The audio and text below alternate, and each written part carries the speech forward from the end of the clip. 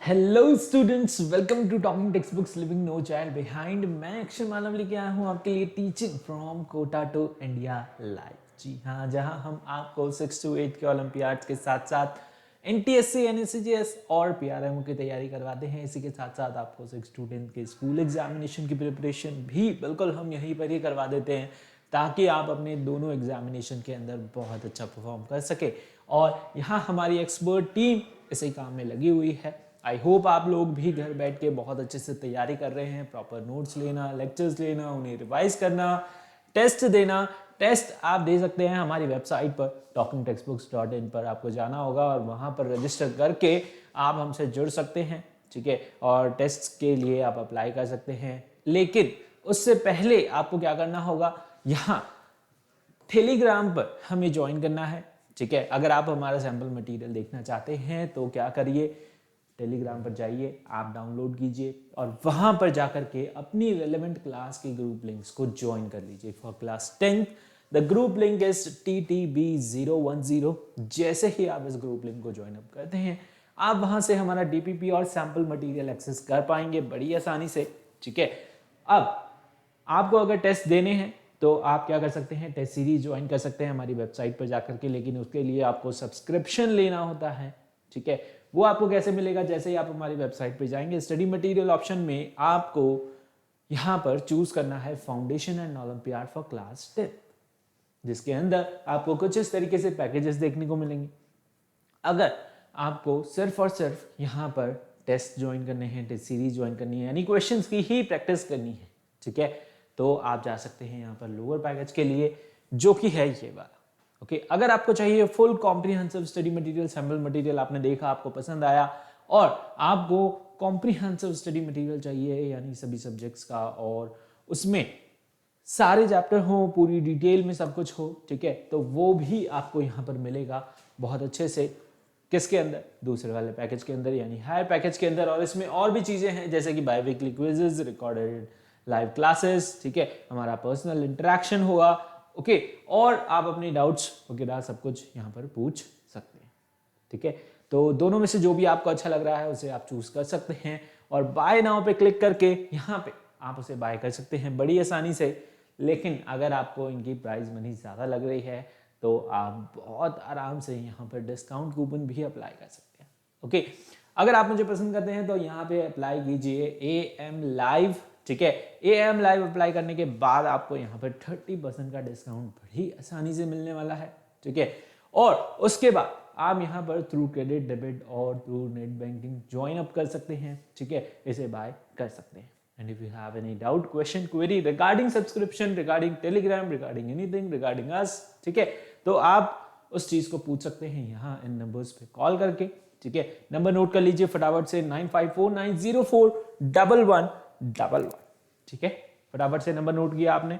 चलिए, अब हम आगे बढ़ रहे हैं हमारे लेक्चर की तरफ, लेकिन उससे पहले हम एक छोटा सा कार्डिनल प्रॉमिस यहाँ पर करते हैं। ठीक है, तो फटाफट से कार्डिनल प्रॉमिस कर लीजिए भाई।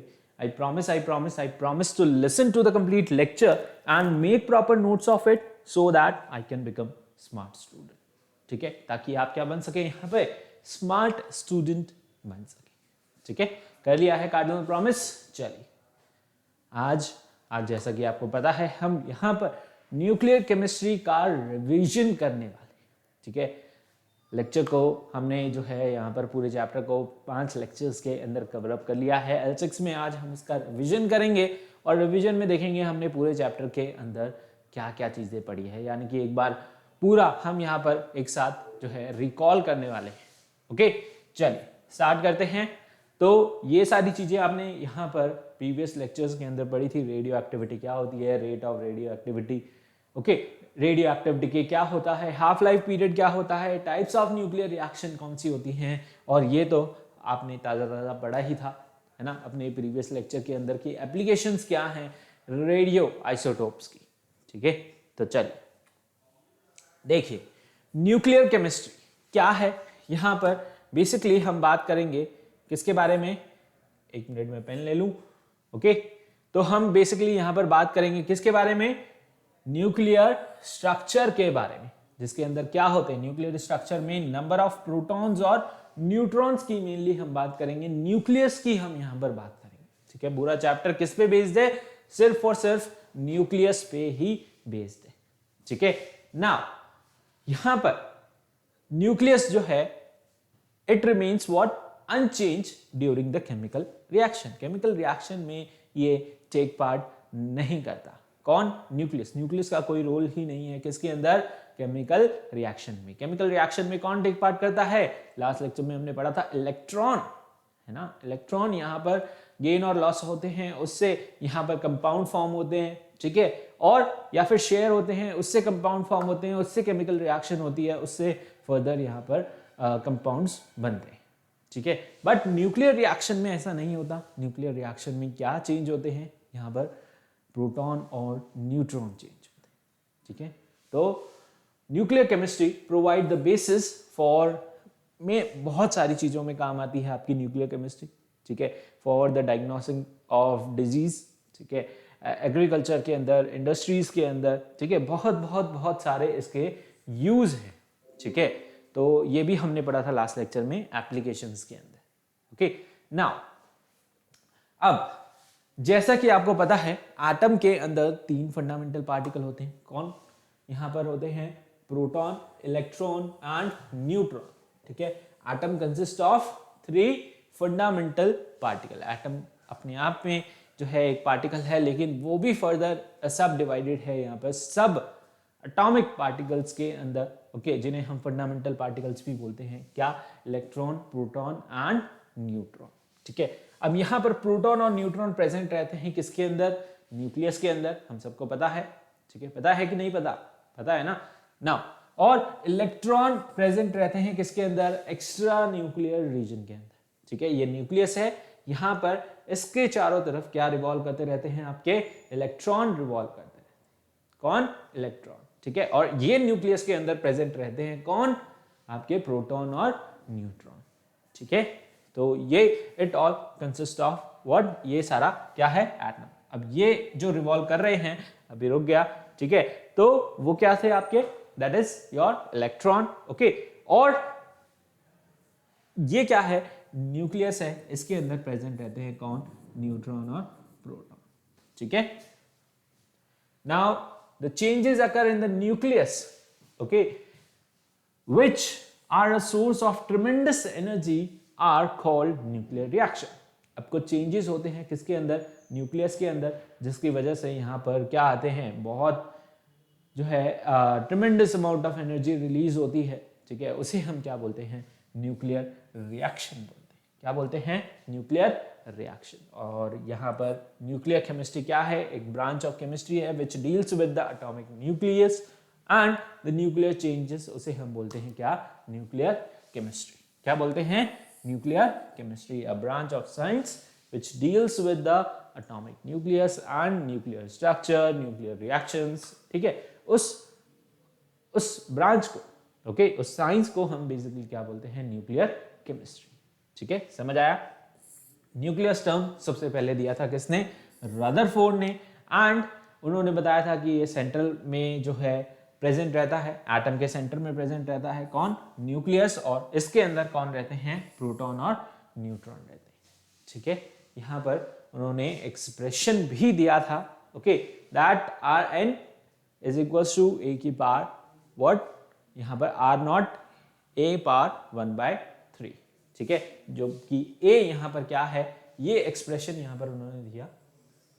ओके, और यहां पर आर एन क्या है? रेडियस ऑफ द न्यूक्लियस, बहुत बहुत बहुत छोटा है।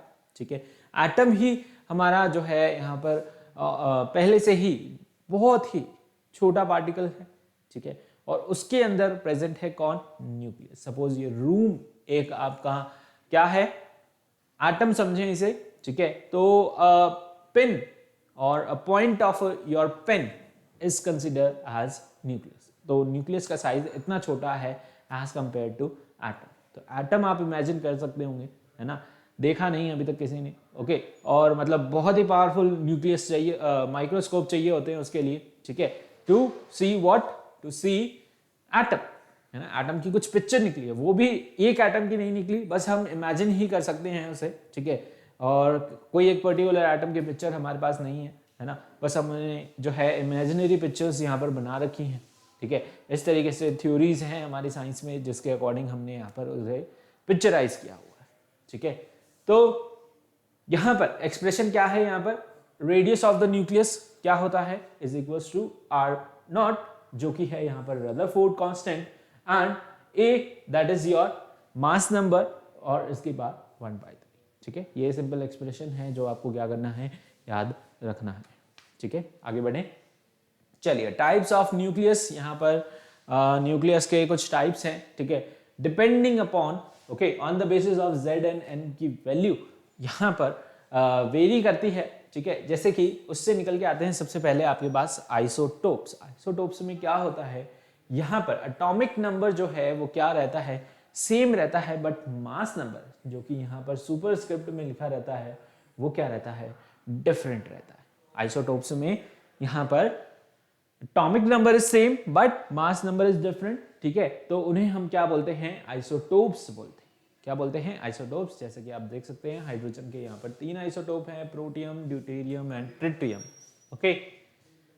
आइसोबार्स, आइसोबार्स क्या चीज है, आइसोबार्स के अंदर यहाँ पर मास नंबर सेम रहता है बट एटॉमिक नंबर जो है वो क्या हो जाता है, चेंज हो जाता है। एटॉमिक नंबर क्या हो जाता है, चेंज हो जाता है, उसे हम बोलते हैं क्या, आइसोबार्स, ओके। जैसे कि कार्बन और नाइट्रोजन, कैल्शियम और आर्गन, ठीक है। आप देख सकते हैं 40 40 एंड 20 और 18 इनका क्या है, atomic number, but mass number क्या है, same, that is 40 40।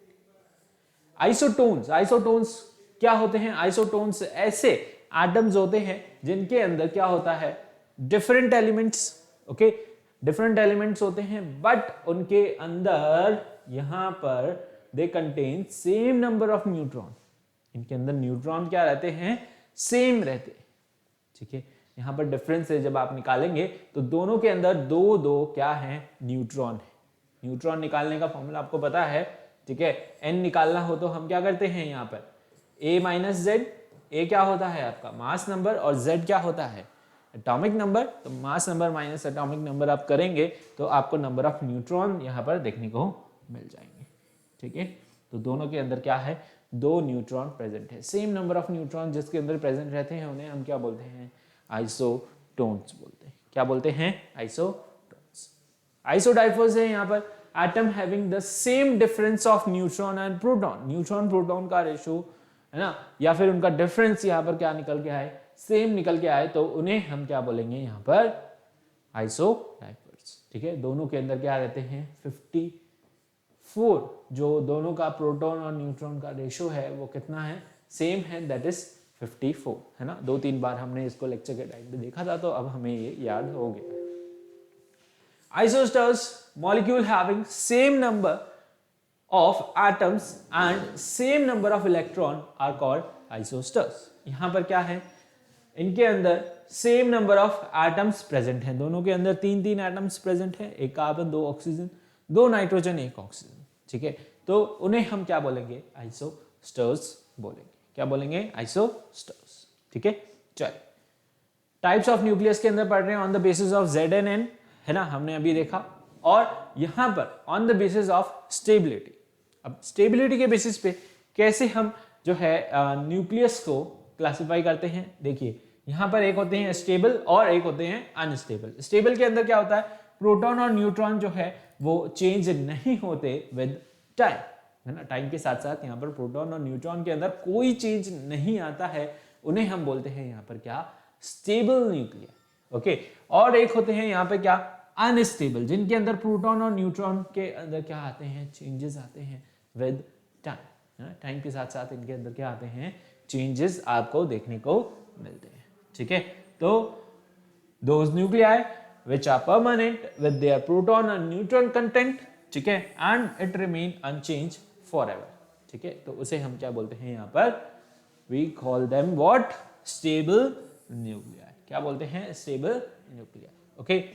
Unstable nuclei क्या होता है, जिनके अंदर यहाँ पर नंबर ऑफ प्रोटॉन और न्यूट्रॉन चेंजेस विद टाइम, है ना। नंबर ऑफ प्रोटॉन और न्यूट्रॉन क्या होते हैं, चेंज होते रहते हैं, किसके साथ, टाइम के साथ, ठीक है। अब stability of nucleus, stability of the nucleus हम यहाँ पर कैसे जज करेंगे, कैसे हम जो है बताएंगे, ठीक है, कैसे उसे एक्सप्लेन करेंगे। दो फैक्टर्स पे एक्सप्लेन होती है, एक तो on the basis of neutron proton ratio, जिससे हमारे पास निकल के आती है क्या, स्टेबिलिटी बेल्ट, ठीक है। ये आपको बहुत इंपॉर्टेंट है, ठीक है, आपको समझाया था। Okay, neutron to proton ratio, इसके अंदर हमें क्या करना होता है, देखना होता है, ठीक है, और उसके अकॉर्डिंग ही ये क्या हुआ है, बनी हुई है। एक्स एक्सिस पे है आपके नंबर ऑफ प्रोटॉन और वाई एक्सिस पे है नंबर ऑफ न्यूट्रॉन्स, ठीक है। अब यहां पर हमने on the basis of atomic number क्या बनाई है, ये स्टेबिलिटी बेल्ट बनाई है। ये जो कर्व आपको यहां पर देखने को मिल रहा है, इसे हम क्या बोलते हैं, यहां पर स्टेबिलिटी बेल्ट बोलते हैं। क्या बोलते हैं, स्टेबिलिटी बेल्ट, स्टेबिलिटी कर्व या फिर स्टेबिलिटी बेल्ट भी हम जो है इसे बोलते हैं, ठीक है। तो यहां पर आप देखें कि ये जो डॉट डॉट डॉट डॉट वाली लाइन आपको दिखा रखी है, इसके अंदर क्या है, number of neutron is equals to number of proton, यानी कि n/p रेशियो जो है वो क्या है, इक्वल्स टू 1 है, ठीक है। एंड इट, ये जो है यहां पर सेम रहता है, ठीक है। ये n/p ratio equals to 1 belong करता है, या फिर कहें कि ये क्या रहता है, यहां पर फिक्स रहता है, ठीक है, for the atoms which have low atomic number. Basically कहें 1 to 20 जिन एलिमेंट्स का एटॉमिक नंबर है, ठीक है, उनके लिए वर्क करता है n/p ratio is equals to 1। तो वो लाई करेंगे किस पे, इस स्ट्रेट लाइन पर, ठीक है। n/p रेशियो इक्वल है किसके, 1 के, तो उसके लिए हमें यहां पर क्या मिलेगा, देखने को स्ट्रेट लाइन देखने को मिलेगी। क्या देखने को मिलेगी, स्ट्रेट लाइन देखने को मिलेगी। अब जैसे जैसे एटॉमिक नंबर बढ़ता जाता है, यहां पर ये कर्व जो है आपको देखने को मिलता है, ठीक है, ये बेल्ट आपको देखने को मिलती है। यहां पर ये जो बेल्ट है ये एंड हो रही है किसमें, बिस्मथ पे, जिसका एटॉमिक नंबर है क्या, 82, ठीक है। तो ये बेल्ट यहां पर लाई कर रही है, ठीक है। अब इसके अंदर बेसिकली इससे हमें क्या पता चल रहा है कि इस पे जो एलिमेंट्स लाई कर रहे हैं, एटम्स लाई कर रहे हैं, ठीक है, न्यूक्लियस जो इस बेल्ट पे लाई कर रहा है वो क्या है, स्टेबल है। और जो इसके अलावा यहां पर, यानी कि कहीं यहां पर कहीं पर, ठीक है, या फिर इधर कहीं पर लाई कर रहा है, ठीक है, जो भी एलिमेंट, ठीक है, वो क्या है, अनस्टेबल है, यानी कि वो क्या है, रेडियो एक्टिव, ओके। वो क्या कर रहा है, यहां पर रेडिएशंस जो है रिलीज कर रहा है, alpha particle beta particle release कर रहा है। जो बेल्ट के इधर है, यानी कि लेफ्ट हैंड साइड में है, वो क्या रिलीज करते हैं, अल्फा पार्टिकल, और यहां पर बेल्ट के जो इधर है वो क्या रिलीज करते हैं, बीटा पार्टिकल रिलीज करते हैं, ठीक है।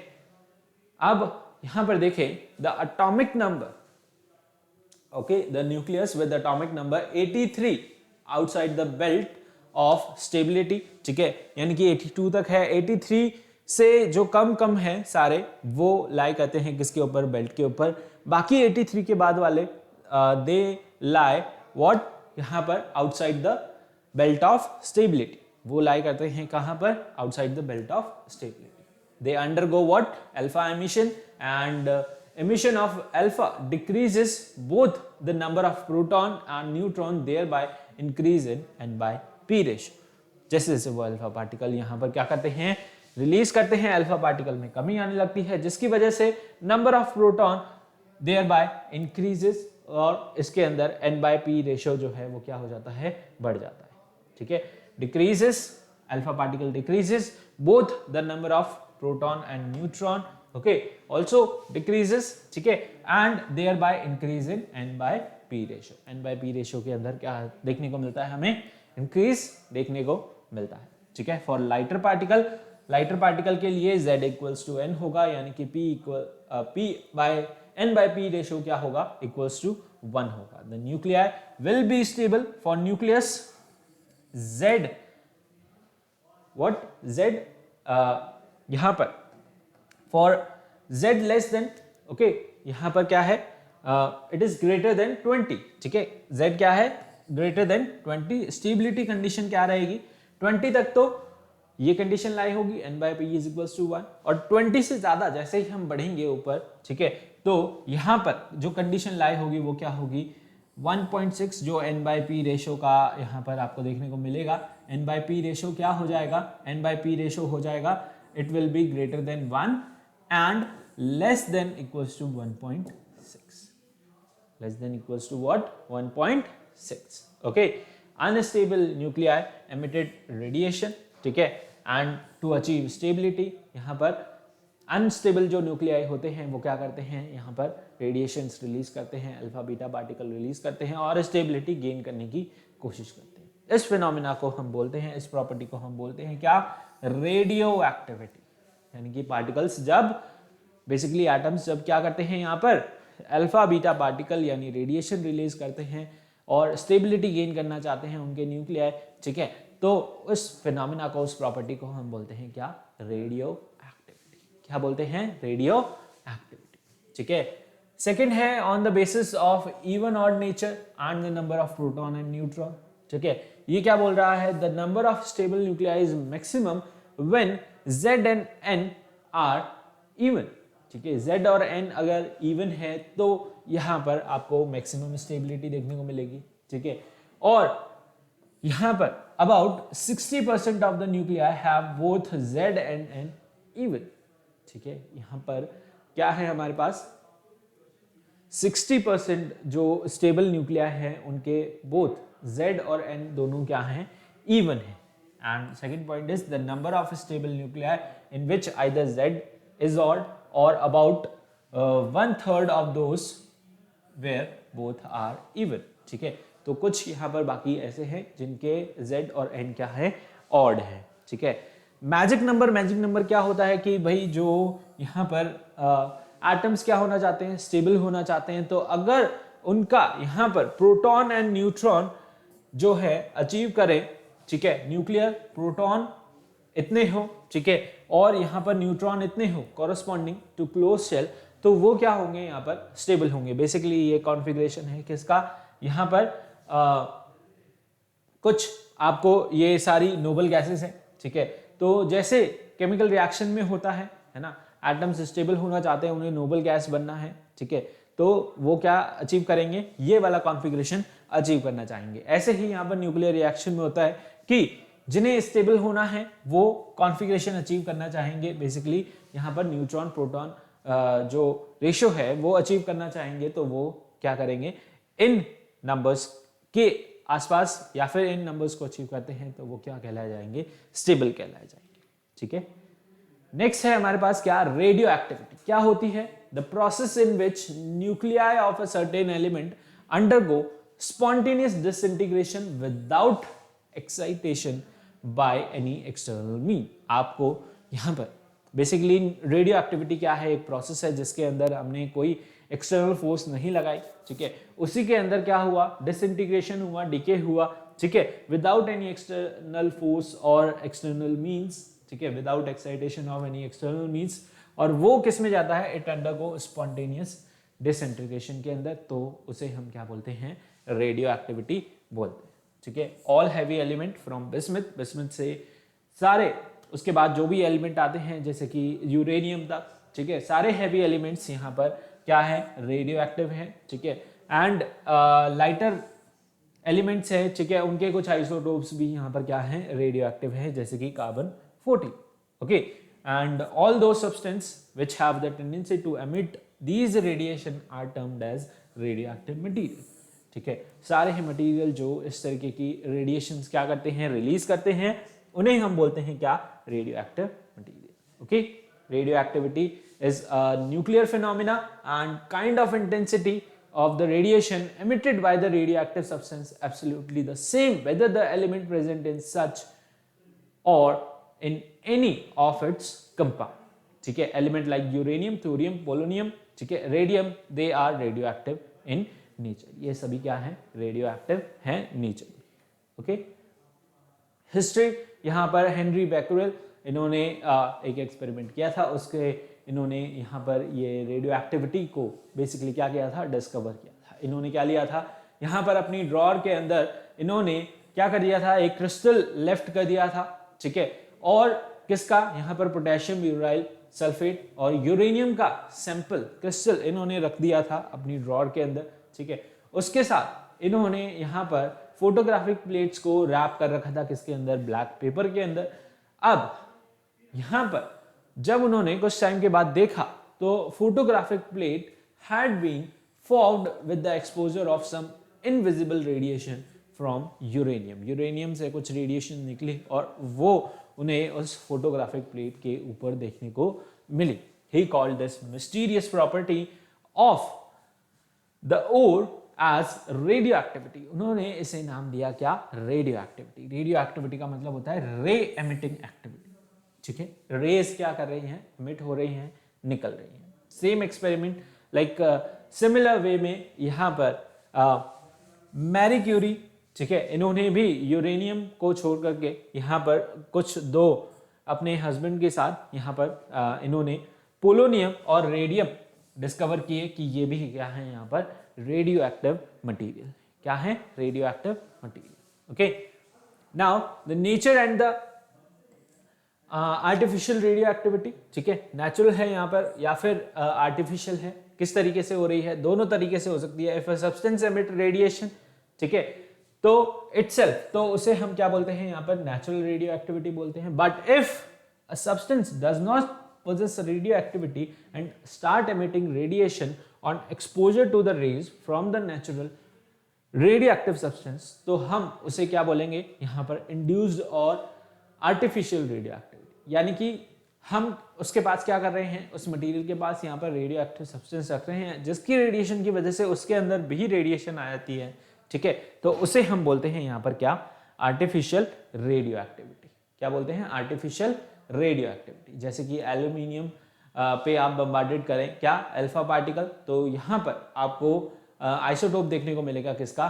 फास्फोरस का, ठीक है, किसका, फास्फोरस का। अब यहाँ पर analysis of radio active radiations, ठीक है, उसका एनालिसिस कैसे करें, यहाँ पर रदरफोर्ड ने किया with his coworkers. He observe that when the radioactive radiations are subjected to the magnetic field, ठीक है, तो यहां पर और स्ट्रॉन्ग इलेक्ट्रिक फील्ड, तो यहां पर क्या होता है, यहां पर आपको 3 स्प्लिट्स देखने को मिलते हैं, ठीक है, जिसके अंदर क्या होता है, the rays which are attracted towards the negative plate are positively charge, उन्हें हम बोलते हैं क्या, अल्फा रेस, ठीक है, उन्हें हम क्या बोलते हैं, अल्फा रेस बोलते हैं। और जो रेज यहां पर डिफ्लेक्ट हुई किसकी तरफ, पॉजिटिव की तरफ, मतलब वो क्या थी, नेगेटिव थी, ठीक है, तो उन्हें हम क्या बोलते हैं, यहां पर बीटा रेज बोलते हैं। और थर्ड टाइप की rays which are deflected on any side, which are not deflected on any side and move straight, they are known as what, gamma rays, उन्हें हम क्या बोलते हैं, यहां पर गामा रेज बोलते हैं, ठीक है, समझ आया। तो इस तरीके से उन्होंने यहाँ पर रेडियो एक्टिव सब्सटेंस लिए, उस पर मैग्नेटिक फील्ड, उस पर इलेक्ट्रिक फील्ड लगाई, जो यहाँ पर नेगेटिव प्लेट की तरफ मूव करी वो तो थी आपकी अल्फा रेज, और जो पॉजिटिव की तरफ मूव करी वो क्या थी, बीटा रेज, ठीक है, समझ आया। आगे बढ़े तो यहाँ पर ये डिफरेंस है आपका कुछ, ठीक है, अल्फा बीटा गामा रेज के अंदर। जैसे हम यहाँ पर इसे फटाफट से देख लीजिए आप, ठीक है, हम यहाँ पर आगे का पार्ट देखने वाले हैं। ओके, देखा, penetrating power, ionizing power, photographic effect of alpha beta and gamma rays. Okay, units of radioactivity क्या है, ऐसा यूनिट है इसकी बैक्वेरल, ठीक है, which is defined as the disintegration per second, ठीक है, डीपीएस यानी कि डिसइंटीग्रेशन पर सेकेंड, ठीक है।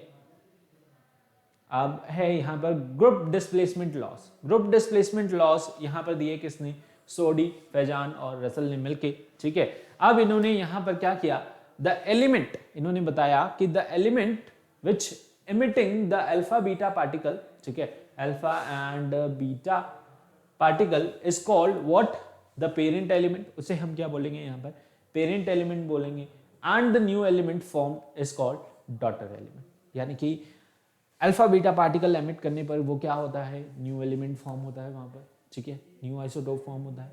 तो जिस से जो रेडिएशंस निकल रही है उसे तो हम बोलेंगे क्या, पेरेंट एलिमेंट, और यहां पर जो फॉर्म हो रहा है उसे हम बोलेंगे यहाँ पर क्या, डॉटर एलिमेंट। ठीक है, अब जब अल्फा पार्टिकल यहाँ पर एमिट होगा, ठीक है, एंड द न्यू पार्टिकल जो यहाँ पर फॉर्म होगा, ठीक है, उसकी पोजीशन क्या होगी यहाँ पर, जब अल्फा पार्टिकल यहाँ पर एमिट हो रहा है, ठीक है, तो न्यू एलिमेंट जो फॉर्म हो रहा है उसकी पोजीशन क्या होगी यहाँ पर, 2 एटॉमिक नंबर जो है वो क्या रहेगा यहाँ पर, डिस्प्लेस हो जाएगा पीछे की तरफ, यानी कि लेफ्ट की तरफ, ठीक है, इन द पीरियोडिक टेबल। ठीक है, पेरेंट एलिमेंट से यहाँ पर 2 क्या चला जाएगा, पीछे चला जाएगा। जैसे कि यूरेनियम यहाँ पर 92 है, ठीक है, तो इससे अल्फा पार्टिकल जब निकलेगा तो यहाँ पर क्या फॉर्म होगा, थोरियम। ठीक है, क्योंकि हीलियम जो कि यहाँ पर इसे लिया जाता है कैसे, as that of alpha particle. ठीक है, ये क्या है, अल्फा पार्टिकल ही है। ठीक है, इसका मास कितना होता है, 4, और इसका यहाँ पर number, that is number of proton, इसके अंदर कितने रहते हैं, 2। ठीक है, तो एक अल्फा पार्टिकल को हम मानते हैं as that of helium nuclei. ठीक है, तो एक अगर अल्फा पार्टिकल निकलता है तो इसमें से मास कम हो जाता है कितना, 4u। ठीक है, और इसके अंदर से प्रोटॉन कितने कम हो जाते हैं, 2। ठीक है, तो इस तरीके से हम यहाँ पर देखते हैं कि जब भी अल्फा पार्टिकल निकलेगा तो एटॉमिक नंबर डिक्रीजेस बाय 2, और जब भी यहाँ पर बीटा पार्टिकल एमिट होगा तो न्यू एलिमेंट फॉर्म होगा, वो यहाँ पर उसकी पोजीशन क्या मूव करेगी, यहाँ पर towards the right of the parent element. ठीक है, और कितने से इंक्रीज होगी, एटॉमिक नंबर कितने से इंक्रीज होगा, it will be increase by 1। ठीक है, एटॉमिक नंबर इंक्रीज होगा किससे, 1 से। ठीक है, समझ आया। Now the emission of beta particle by C14, जैसा कि आप देख सकते हैं एग्जाम्पल है उसका, बीटा पार्टिकल एमिट हो रहा है C14 से, तो यहां पर क्या फॉर्म हो रहा है, नाइट्रोजन। ठीक है, तो this is all the explanation. Thus the new element form has the atomic number less bye 2। ठीक है, यहां पर जो अल्फा पार्टिकल निकल रहा है, ठीक है, उसके अंदर क्या होगा, नया जो एलिमेंट फॉर्म होगा उसका एटॉमिक नंबर यहाँ पर 2 कम होगा, किससे, पेरेंट एलिमेंट से, और उसका मास भी कम होगा 4 यूनिट, क्योंकि यहाँ पर एक अल्फा पार्टिकल क्या है, it is as that of helium nuclei. ठीक है, इसलिए उसका 4 यूनिट मास कम होगा और 2 यूनिट उसका एटॉमिक नंबर जो है कम होगा। ठीक है, समझ आया, आगे बढ़े। नाउ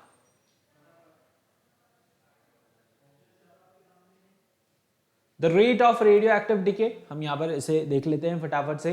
ठीक है, so radioactive disintegration is an example of first order reaction, that is the rate of decay is directly proportional to the number of amount or the element present at the particular time. अब rate of radioactive decay आप कैसे बताएंगे, यानी कि कितनी देर में जो है यहाँ पर उसका डिके हो रहा है, तो वो डिपेंड करता है किस पे, it is directly proportional to the number of atoms और the amount present in that atom. ठीक है, उसके अंदर कितने नंबर ऑफ प्रोटॉन और न्यूट्रॉन है। अगर एलिमेंट यहाँ पर क्या है, with low atomic number, suppose C14 है, तो वो उतनी रेडिएशन यहाँ पर क्या करेगा, रिलीज नहीं करेगा। बट अगर हैवी एलिमेंट है जैसे कि यूरेनियम, तो वो यहाँ पर ज्यादा रेडिएशन क्या करेगा, रिलीज करेगा।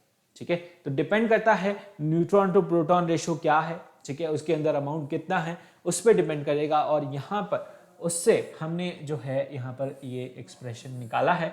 ठीक है, dN/dt, ठीक है, इज इक्वल्स टू व्हाट, यहाँ पर लेमडा n। लेमडा क्या है यहाँ पर, प्रोपोर्शनलिटी कांस्टेंट है।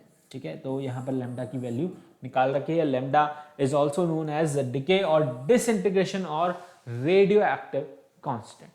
ठीक है, रेडियो एक्टिव और डिके डिसइंटीग्रेशन कांस्टेंट की वैल्यू। ठीक है, कैरेक्टरिस्टिक्स क्या है यहाँ पर, rate of disintegration continuously decreases with time.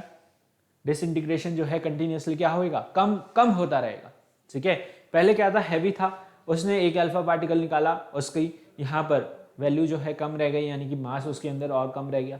फिर उसने अल्फा पार्टिकल निकाला, फिर और कम हो गया, फिर निकाला, फिर और कम हो गया। ऐसे ऐसे धीरे धीरे वो क्या हो जाएगा, लाइटर एलिमेंट बनता जाएगा। ठीक है, और वो क्या करेगा, उस इंटेंसिटी से, उस स्पीड से यहाँ पर क्या करेगा, रेडिएशन रिलीज नहीं करेगा, क्योंकि लाइटर एलिमेंट इतना रेडिएशन रिलीज नहीं करते। ठीक है, अब यहाँ पर rate of disintegration as well as lambda it is independent of P and T, ठीक है। तो यहाँ पर ये क्या है, इंडिपेंडेंट है किससे, टाइम से, और इसकी यूनिट क्या है, unit of rate of decay is DPS, basically disintegration पर टाइम या फिर डिसइंटीग्रेशन पर सेकेंड, ठीक है। Unit of decay constant is time inverse. The time required to complete the definite fraction is independent of initial number of atoms, ठीक है, initial number of radioactive species उसके अंदर के, ठीक है। तो यहाँ पर next we have is half life period. half life period क्या होता है, time required to decay of radioactive element to half of its what original amount, यानी कि एक है यूरेनियम है, ठीक है, वो उसका हाफ कब रह जाएगा, कितने टाइम में होगा, ठीक है, वो बताएगा यहाँ पर क्या, हाफ लाइफ पीरियड, ठीक है। हाफ लाइफ से उससे हमें क्या पता चलता है कि वो यहाँ पर अपने ओरिजिनल अमाउंट में से जो है हाफ कब होगा, है ना, कितने टाइम में हो जाएगा।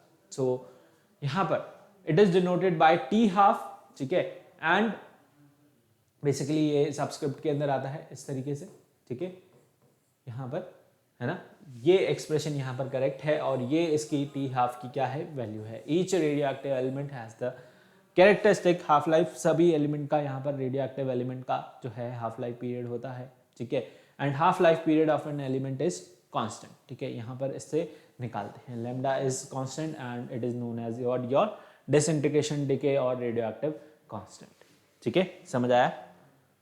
आगे बढ़े, सिग्निफिकेंस क्या है इसका, इसका सिग्निफिकेंस है कि यहाँ पर हाफ लाइफ से हमें आइडिया लग जाता है किसके बारे में, रिलेटिव स्टेबिलिटी के बारे में, ठीक है, ऑफ रेडियो आइसोटोप्स, और यहाँ पर सभी जिनका यानी कि ऐसे आइसोटोप्स जिनका यहाँ पर क्या होता है, लॉन्गर टी हाफ रहता है, यानी हाफ लाइफ पीरियड रहता है, वो क्या रहते हैं, यहाँ पर ज्यादा स्टेबल रहते हैं, ठीक है। एवरेज लाइफ यानी कि सभी का आपको यहाँ पर बेसिकली आप एवरेज लाइफ से भी जो है कैलकुलेट कर सकते हैं, ठीक है। क्या कि यहाँ पर सारे ही रेडियो एक्टिव एलिमेंट यहाँ पर डिसइंटीग्रेट नहीं होते, मतलब कैन नेवर डिसइंटीग्रेट, और इन अदर वर्ड्स हम बोलें कि time required for the disintegration for whole radio active element is infinity. तो यहाँ पर मीनिंगलेस होगा कि उसकी टोटल लाइफ को कैलकुलेट करना या फिर रेडियो एक्टिव एलिमेंट बताना, ठीक है। सो कभी कभी हम यहाँ पर क्या करते हैं, एवरेज लाइफ का फॉर्मूला भी यूज करते हैं, ठीक है, to calculate the life of the radio active isotope. Okay, type of nuclear reaction, ठीक है, न्यूक्लियर रिएक्शन दो तरीके की होती है, कौन कौन सी, यहाँ पर न्यूक्लियर फिजन और फ्यूजन, ठीक है।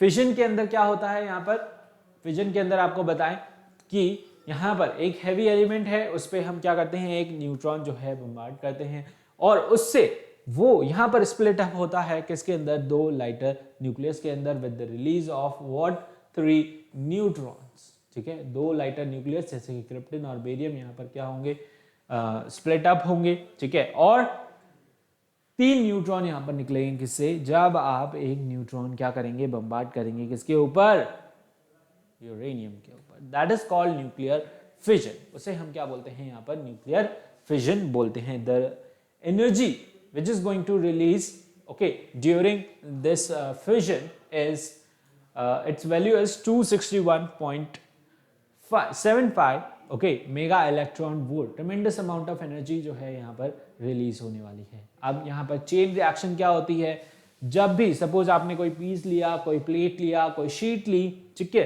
किसकी, यूरेनियम की, तो यहाँ पर चेन रिएक्शन चालू हो जाएगी, ठीक है, और इस चेन रिएक्शन से ही यहाँ पर जो है बॉम्ब्स बनाए जाते हैं, यूज किया जाता है इसे, ठीक है। बॉम्ब्स के अंदर क्या करते हैं, यूरेनियम, उसमें हम एक न्यूट्रॉन जो है बम्बार्ड करेंगे, वो यहाँ पर 2 लाइटर न्यूक्लियर में स्प्लिट होगा, 3 न्यूट्रॉन फर्दर यहाँ पर क्या रिलीज होंगे। अब ये 3 न्यूट्रॉन फर्दर, क्योंकि उसके अंदर बहुत सारे एटम्स हैं उस पीस के अंदर, ठीक है, और उसके अंदर बहुत सारे एटम्स हैं तो बहुत सारे न्यूक्लियस भी होंगे, तो न्यूक्लियस पे जब ये न्यूट्रॉन बम्बार्ड होंगे तो फर्दर यहाँ पर चेन रिएक्शन चल जाएगी। ये 3 न्यूट्रॉन 3 न्यूक्लियस पर अटैक करेंगे, ठीक है, फिर उन 3 से और 3 यहाँ पर जो है न्यूट्रॉन निकलेंगे, वो फर्दर और like numbers is going to multiply, ठीक है। तो ये जो है अनकंट्रोल्ड रिएक्शन चल पड़ेगी, चेन रिएक्शन चल पड़ेगी, जिससे कि जब तक वो एलिमेंट, वो एटम यहाँ पर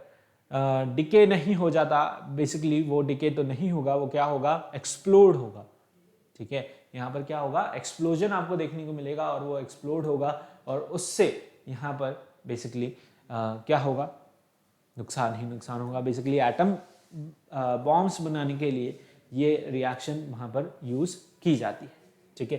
क्रिटिकल मास क्या होता है, मिनिमम मास होता है जो कि रिक्वायर्ड होता है व्हाट फॉर फिजनेबल मटेरियल, ठीक है, ताकि उसके अंदर क्या हो, यहाँ पर चेन रिएक्शन जो है कंटिन्यूसली चल सके, ठीक है।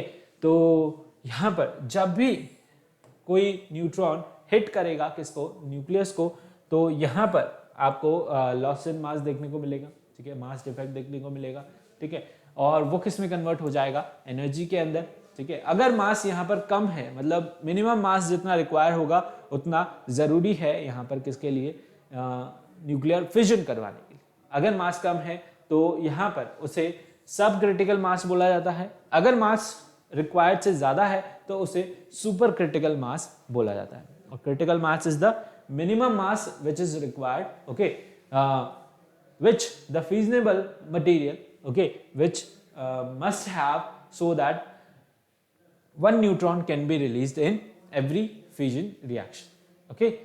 now अब एप्लीकेशन क्या है न्यूक्लियर फिजन की, एटम बॉम्ब बनाने के अंदर, न्यूक्लियर रिएक्टर के अंदर, न्यूक्लियर पावर प्लांट के अंदर ये काम आता है, ठीक है। तो बेसिक प्रिंसिपल यही है एटॉमिक बॉम्ब का कि वहां पर अनकंट्रोल्ड न्यूक्लियर फिजन रिएक्शन, मतलब चेन रिएक्शन कंटिन्यूसली क्या चले, चलती रहे, ठीक है। तो अल्टीमेटली क्या होगा, यहाँ पर जो आपका यहाँ पर बेसिकली एटम है, ठीक है, जो भी आपका यहाँ पर पीस है यूरेनियम का, वो फाइनली क्या हो जाएगा, यहाँ पर एक्सप्लोड होगा, ठीक है। और यहाँ पर बहुत ज़्यादा टेम्परेचर, ठीक है, और एनर्जी रिलीज होगी किसके अंदर, एटमॉस्फेयर के अंदर, ठीक है।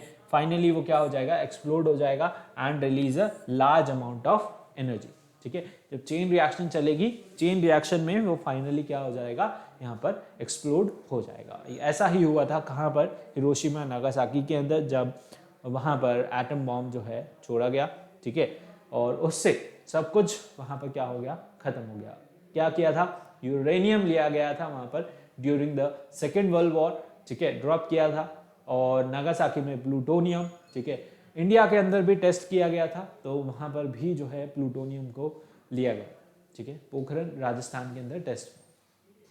न्यूक्लियर रिएक्टर क्या होता है, इक्विपमेंट होता है जिसके अंदर चेन रिएक्शन चलती है but in a controlled manner, ठीक है। न्यूक्लियर रिएक्टर में क्या होता है, चेन रिएक्शन चलती है बट वो किस में रहती है, कंट्रोल्ड मैनर में रहती है, ठीक है।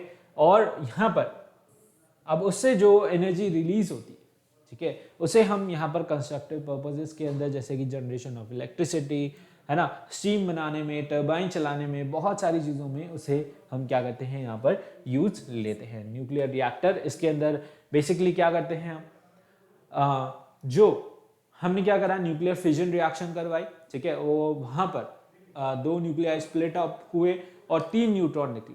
तो न्यूट्रॉन को हम फर्दर यहाँ पर और न्यूक्लियस पे अटैक करने नहीं देते, बेसिकली नंबर ऑफ न्यूट्रॉन को हम क्या कर लेते हैं, कंट्रोल कर लेते हैं, ठीक है। 3 निकले तो 3 में से हम एक ही न्यूट्रॉन रिलीज करते हैं, 2 को यहाँ पर क्या करते हैं, कंट्रोल करते हैं। कंट्रोल किससे होते हैं, वो यहाँ पर कैडमियम और बोरॉन हम लेते हैं, ठीक है, और ये क्या करते हैं, उन न्यूट्रॉन को एब्जॉर्ब कर लेते हैं, ठीक है, और कोई भी फर्दर यहाँ पर रेडियो एक्टिव सब्सटेंस फॉर्म नहीं करते, आइसोटोप फॉर्म नहीं करते, ठीक है, जिसकी वजह से वो क्या हो जाते हैं, यहाँ पर रिएक्शन जो है वो क्या हो जाती है, कंट्रोल हो जाती है। न्यूक्लियर रिएक्टर के अंदर क्या होता है, यहाँ पर जनरेशन होता है किसका, इलेक्ट्रिसिटी का, न्यूक्लियर पावर प्लांट्स के अंदर, ठीक है, किसके अंदर, न्यूक्लियर पावर प्लांट के अंदर। उसके अंदर यहाँ पर आपको दिखा रखा है कि क्या क्या यूज होता है, यहाँ पर reactor core, steam turbine use होती है, हीट एक्सचेंजर यूज होता है, स्टीम कंडेंसिंग सब्सटेंस यहाँ पर सिस्टम बेसिकली यहाँ पर क्या होता है, यूज होता है, ठीक है।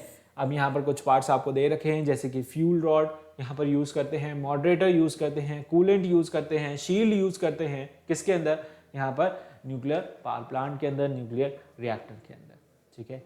स्टीम प्रोड्यूस होती है, स्टीम से यहाँ पर क्या करती है, टरबाइन चलती है और टरबाइन से इलेक्ट्रिसिटी जनरेट होती है, ठीक है।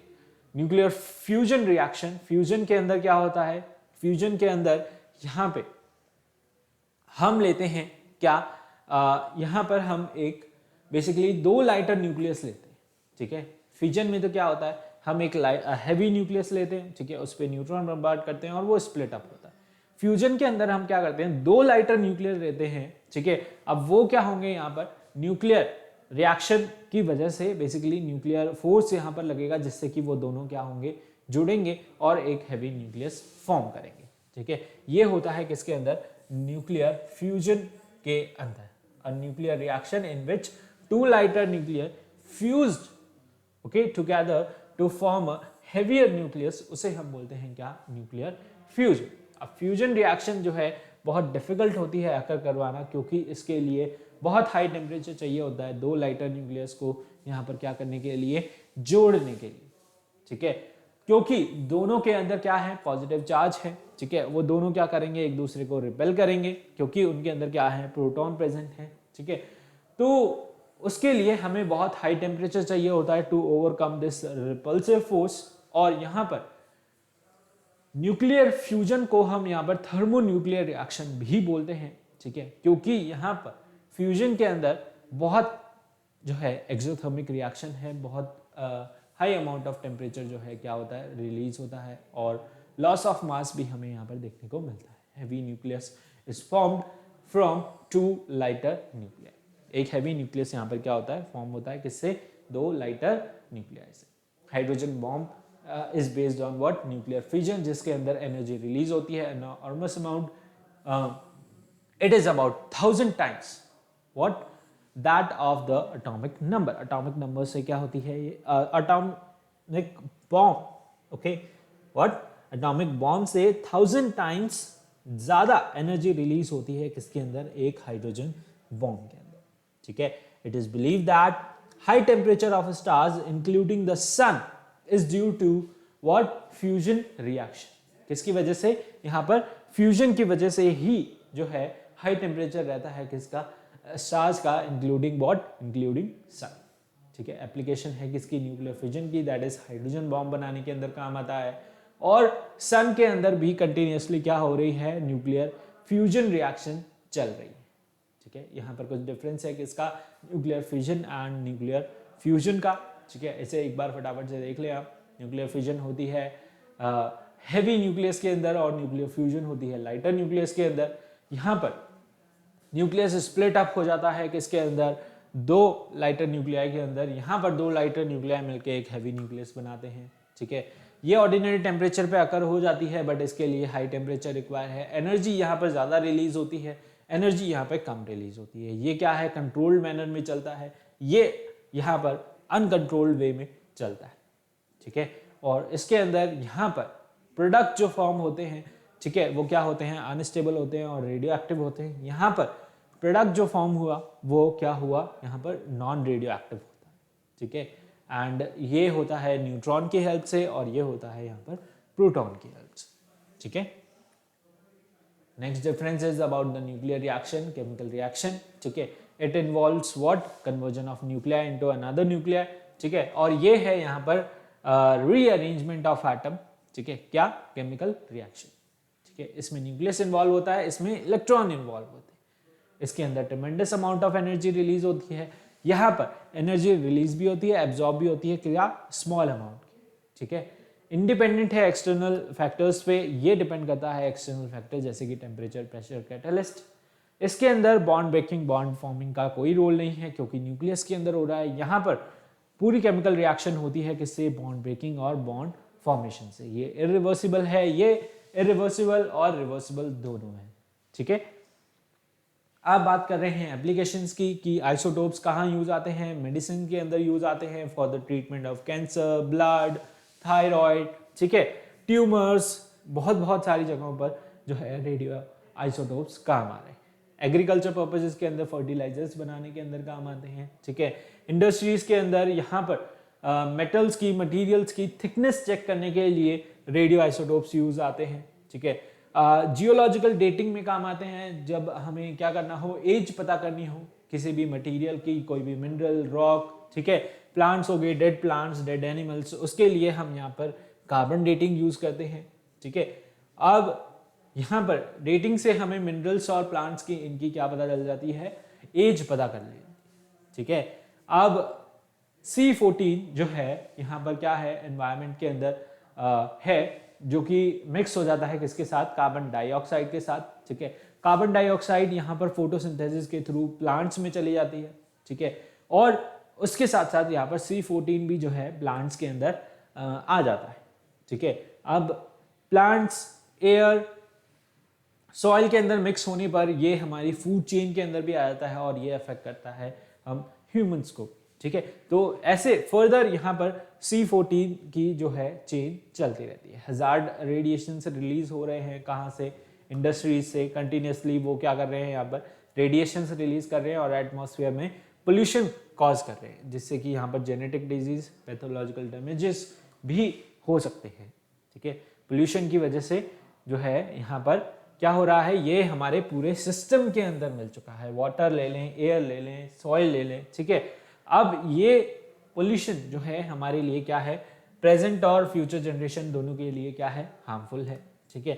क्योंकि यहाँ पर ऐसे रेडियो एक्टिव सब्सटेंसेस जिनका हाफ लाइफ जो है क्या है, बहुत ज्यादा है, which have long half life, वो हमारे लिए क्या है, मेन कंसर्न है। एनवायरनमेंट के लिए हमारे लिए main concern, main cause of tension बोले, ठीक है, वो हमारे लिए, ठीक है।